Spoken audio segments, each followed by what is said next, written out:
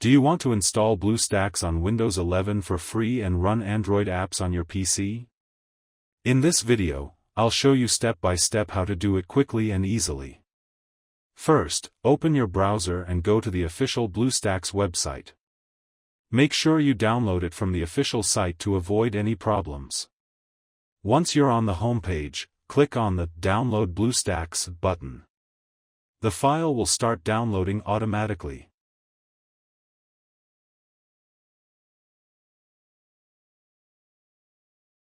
After the download is complete, open the setup file. Click on Install Now and wait for the installation to begin. This may take a few minutes depending on your internet speed and your PC performance. During the installation, BlueStacks will automatically download the required files. Just let it run and don't close the window. Once the installation is finished, BlueStacks will launch automatically.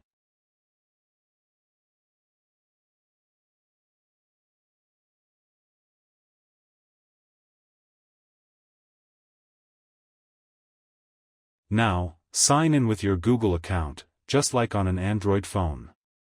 This step is important to access the Google Play Store. After signing in, you'll be able to download apps and games directly on your PC. And that's it.